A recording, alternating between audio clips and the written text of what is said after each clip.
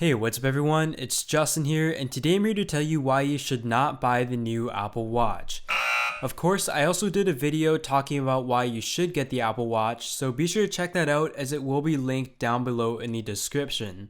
Personally, I have enjoyed using the Apple Watch during my first few days of use, so by no means am I hating on it, but there's definitely a few reasons as to why you should not go ahead and purchase one just yet. So without further ado, here are some reasons why.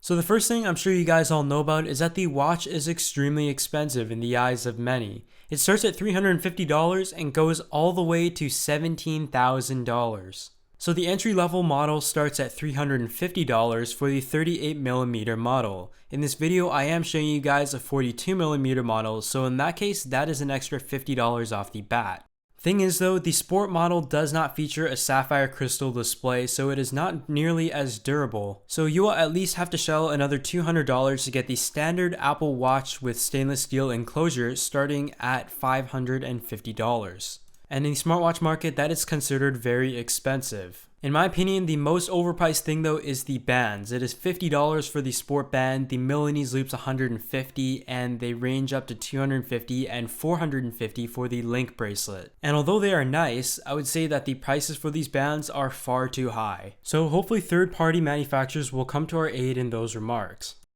The second reason as to why you shouldn't get the Apple Watch is because of its size. I did mention that it comes in a 38 and 42mm model, and in front of me I have the 42mm model. This features a 1.5-inch display, and being someone who has small wrists, I did find it to be pretty small surprisingly. So it would have been nice if Apple had offered an even larger variant, or perhaps next year in the next iteration we will see an edge-to-edge bezel-less display. That would be nice too.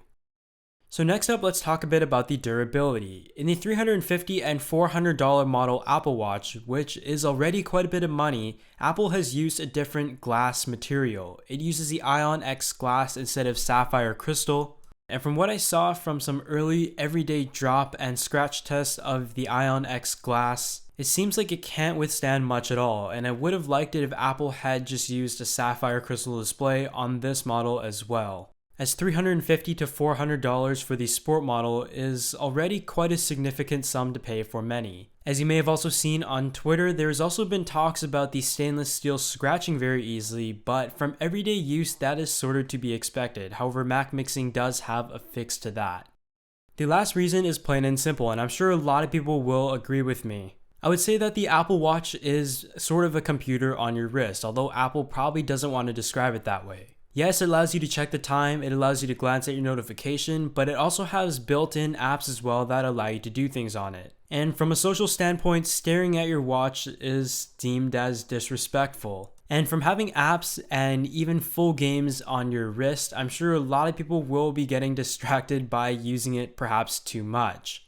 And I know at times people want to separate themselves from technology, but from having a watch that is able to access notifications and complete full tasks on it, I'm sure a lot of people will not be able to resist the temptations to check things at all times, especially when that odd tap notification goes off. And although the Apple Watch is very functional and I've enjoyed using it so far, it perhaps brings you too close to technology and too connected to the web at all times. So this has just been some of my reasons as to why you should not buy the Apple Watch, and perhaps wait for the next generation, as there is definitely already a few things I would like to see improved on, or just don't buy it at all. Like I mentioned at the start of the video, I also did another video talking about the reasons why you should get one, so be sure to check that out as well, as that will be located under that like button, and be sure to leave a comment down below as to what you think about the Apple Watch, and I'll see you all in the next video.